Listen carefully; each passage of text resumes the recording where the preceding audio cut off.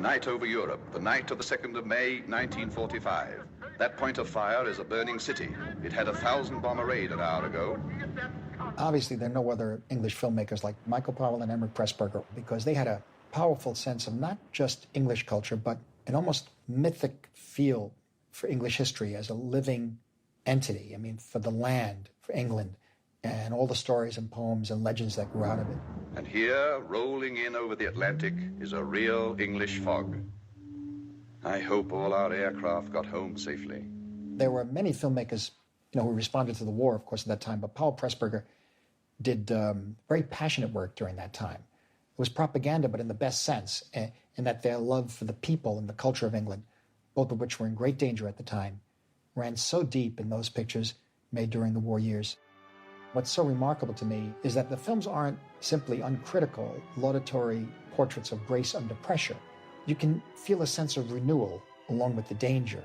And the renewal, of course, is really the power behind A Matter of Life and Death, which is also a lament for the dead, all the young men who'd been killed. What do you think the next world's like? I got my own ideas. Peter. I think it starts where this one leaves off. Or where this one could leave off if we'd listened to Plato and Aristotle and Jesus. With all our little earthly problems solved, but with greater ones worth the solving. I'll know soon enough anyway. I'm signing off now, June.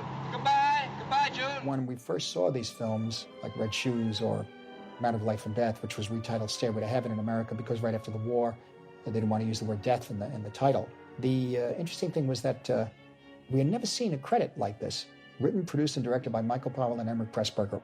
And so myself and my friends, when we started to realize we all liked these films, we knew that there was something special going on, and we sort of sought each other out. And we said, oh, you like that one too? And I found out not only it was a range of people from my close associate of mine, Jay Cox, who was a Time magazine movie reviewer at the time, to Francis Coppola, to Steven Spielberg. All of us had some association to instances of the Powell Pressburger pictures on television, in black and white, re-edited, including Black Narcissus, for example. All these pictures were shown in truncated forms, and we knew there were pieces of films around, lying scattered about. And we couldn't put it together, We knew that this one with the nuns in the Himalayas, there's something about the way it looks in black and white that we could tell at the time that very often a black and white print of a very, very highly fashioned Technicolor picture looked a certain way. The makeup on the actors looked different. You knew something was off. You said, there's something not quite right here. This isn't the full version. We knew of David Lean. We knew of Carol Reed. We knew of course, the great Hitchcock coming out of the 1930s out of England. But who were Powell and Pressburger? They were a mystery to us. And why did they take a credit like that on one card? And what did they do? How did they divide up the writing and the producing and directing? So in a way, it became kind of mythical. At one point, we even thought that maybe there were pseudonyms for other people in the industry, because there's nothing written about them. Nothing. That we could find, anyway, in America. These films are very special, but they were still incomplete. We were still discovering them. And so as the restorations began at Ian Christie and the BFI, I think in the mid-'70s, this was like rediscovering a whole treasure of cinema that was coming out of England, a whole way of visual storytelling.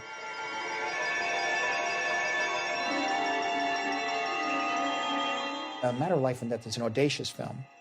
It takes chances. It's funny. The unique thing about the picture is it's based on a true story of a pilot who fell out of a plane, landed in the ocean, and lived. So they came up with the idea, well, what if he was supposed to be dead? And there's a conductor who came down, played by Marius Goring, from heaven, who missed him.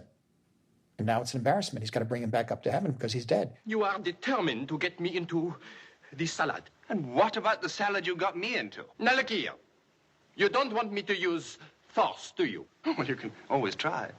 You're Peter. The only thing is now, as he was dying, he happened to fall in love with Kim Hunter. He's talking to her on the radio on the plane. So now that changes the situation. Peter, my darling, come back to me. In effect, the picture is about David Niven and Kim Hunter. You almost got me. Roger Livesey is the doctor, dealing with this man's brain injury, really. But it's shot and presented like a fantasy. So when you go to heaven, The And people are arguing over whether he should come back or not, and they're going to put him on trial and that sort of thing. You need not answer that question, Mr. Farland. You're literally seeing what could be considered a very lavish, spectacular fantasy film. It is an extraordinary use of Technicolor, particularly in the lack of Technicolor in Heaven. That was the idea that Pressburger had back there, where he said, why don't we make Earth in color and Heaven in black and white, or monochrome, you know? And so already that switched around the concepts. When he's starved for Technicolor up there. Hello, squadron leader. We're all ready for you. But ultimately, by the time the film is in its final stages, where he is undergoing the brain operation, you realize, I mean, you can see the picture again a second, third time, and you realize, of course, this is his depiction of it in his mind. If he loses the trial while he's under anesthesia, in his mind there's a trial going on in Heaven. If he loses that trial, he dies. You realize that by this attitude you've forfeited any chance of winning your case? All right, but you won't get June as well. Your Honor, members of the jury, I'm afraid he really does love her. Don't forget, right after the war, the primary trend in film at that time was very realistic war films, soldiers coming back from war, and the real emergence of film noir, total fate, tripping up the characters. Characters are doomed from the beginning. But this went against the grain of all of that. All of this worked very well into what seems to be a very romantic and very lush and very unique picture that really makes a stand for Hello. Hello. love surviving all and conquering all. We won. I know, darling.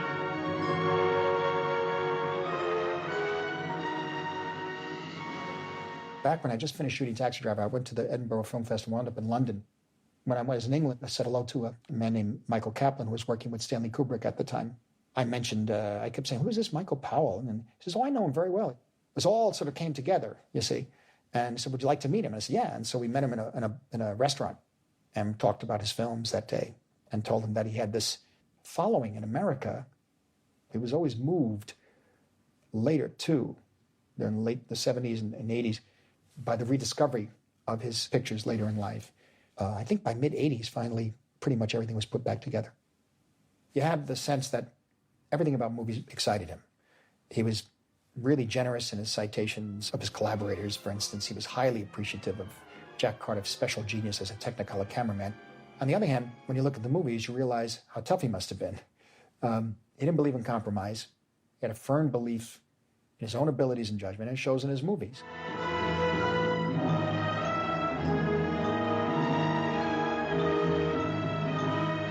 So I think he worked very closely with everyone, made his collaborators feel like they were a special part of the process.